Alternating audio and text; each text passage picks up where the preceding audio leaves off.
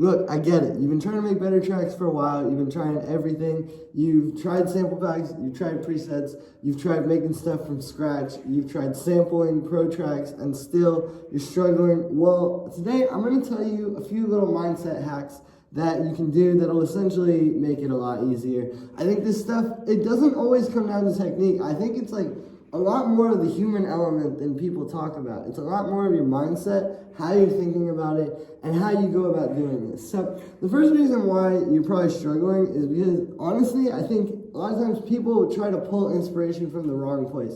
What do I mean by this? I personally am somebody, and I think a lot of people who have done a lot of really cool things in music feel that, you don't really come up with this inspiration. This stuff isn't, it's not in your head. It's not like you are the one. It's like, oh, Julian came up with the song. I kind of feel like you're given this stuff. I think the way it works is you have an antenna and you can tune into that. And that antenna is sort of being like the sort of algorithm of what you are listening to, maybe what's going on in your life, like whatever emotions are going to contribute to the type of tracks you want to make or the vocals or whatever. And just generally kind of like, this sort of fishbowl swimming around in here. And essentially the antenna is just being able to tap into that and kind of like allow that to give you things, sort of like, based on what you're living right now, what you're doing, where you were maybe the night before you're in the studio, what's going on for you. I think that can be a big problem, is like, again, pulling inspiration from the wrong place. Not necessarily like being inspired by a certain song or anything, but just being like, trying to make it about like, I came up with this, like it's me making the music, rather than like, let me just sort of tune in to whatever this antenna is trying to give me. So I think that's the first thing. And that's not always easy. It requires a lot of letting go. Requires a lot of like, definitely non-musical things. This is what I'm saying, is like, I don't think it's always just that you don't know the right plug-in or the right, EQ technique or whatever. There's more than that. And when it comes to this music stuff, it's a lot of like, in here. It isn't always like what you're doing on the computer or what you're playing. It's a lot of in here. And if you're trying to come from too much of a place of ego, or like, even, like I said, just sort of trying to be like, this is my idea that I made, that's usually when artists make their worst stuff. All right, so that's the first reason why you might be struggling. The second reason is, to quote David Bowie, you're trying to play to the gallery. So what I mean by this is, if you guys have seen that quote where he talks about that, he says like, people, usually when artists try to sort of play to the gallery, which is like an old world way of basically saying like, trying to make what you think people want to hear, that's usually when they make their worst stuff. And he was right. I have experience with this myself. You try to make what you think is going on or what you think you should be doing, like what the scene wants, and you might successfully, match like the level of something that's been made before, but you're never going to get up here. You see what I'm saying? Because you're really just trying to like match what's already out there. And another big important part of this whole equation is like, it honestly isn't enough to just try to do what's already been done, or to do like that even like a little bit better.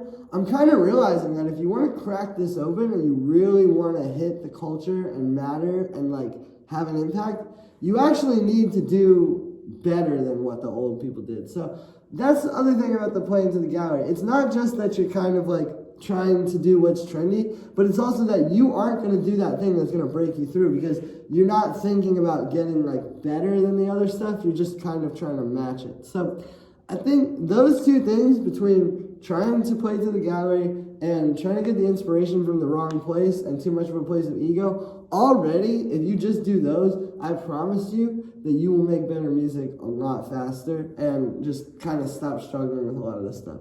Now, the last tip here is what I call the toolbox method. I've talked about it a little bit more, and I'm going to elaborate on it more here, which is essentially just not being always trying to search for something new to make music with, because really, you're going to make your best stuff when you lock in on one thing, like one set of tools, right? Like maybe it's like one, all just Ableton effects, or maybe it's like you get, something like the Goodhertz bundle. Okay, these are my effects now, rather than trying to be like, let me try every single reverb and every single delay and every single synth and find the one I like, dude, you're never going to find the one you like the most. Like, honestly, just pick something and stick to it. And what's happening a lot of times is like, if you break out of this and you do try to just go and use all the different stuff and always be learning a new piece of gear and all that, you will end up essentially kind of never really making your best stuff, because you're always reading a manual, you're always learning something, you're always like a little bit unfamiliar, and I don't think that's good. I think like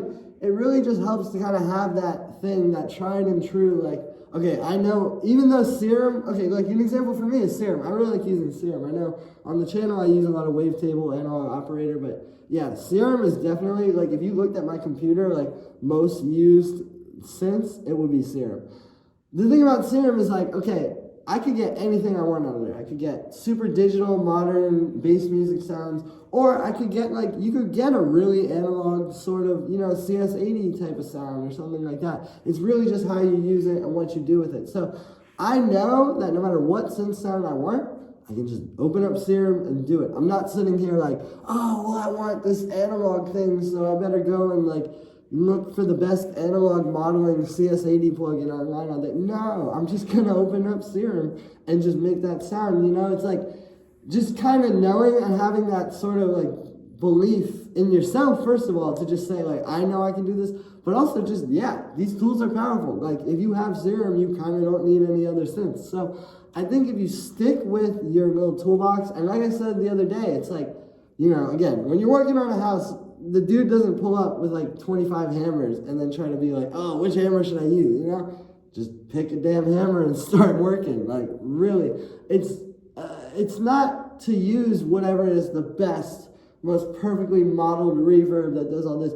It's just to make a song that resonates with people, you know? And that's the last tip I want to hammer home is like, especially in the production world, especially the deeper you get, I think there's a curve with like the production kind of overthinking, where it's like you start out, you don't really know anything, then you start to learn things, and then you actually kind of know everything, but you're like way overthinking it, and then you kind of take it down a notch, right? So like, this is the other thing too, is like, I think all these different things get in our head, you know, production techniques, sounds, different, like, oh, should I use presets or should I make this myself? Or like all these different things that really don't matter to like great art get in your head, because they are important for the process of producing. And what can happen is you just end up making music where you're very, very tuned out from like what the listener, and then you're wondering why you're not hitting and why the culture isn't responding and why you're not like this thing that you want to be, you know? Like if you want to be that great musician and you want to be big and you want that, you have to give them something. And that's not just going to come from trying to give them what you think you want or what you think like, you know what I'm saying? It's going to be from like what people want. And you can only do that if you are actually in tune with what people who aren't making music want.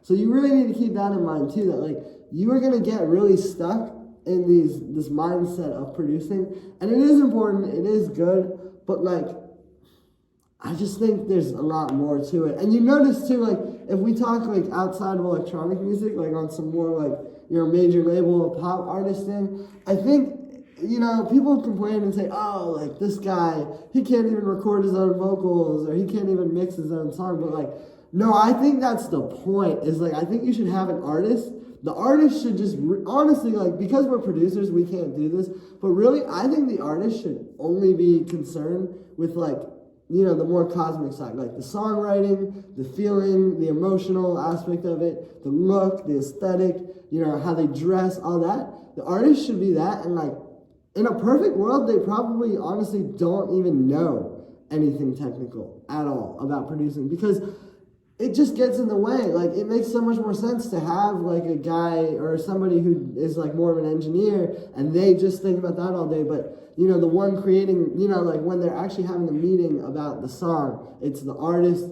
and the label people who are all thinking more aesthetically, because, yeah, like, you really need, like, really dumbing your production brain down actually will help you make better music. So, with that, I'm gonna leave you guys. Definitely let me know what you think of the video in the comments. You guys have been asking for more talking videos, so here you go. Thanks for the support, everybody. Make sure to like this video as well as subscribe. Check out my sample packs at the top of the description for the best sounds and music currently. I promise you, I put a lot of time in to make sure of that. Thanks for the support, everybody, and I'll see you tomorrow with another video.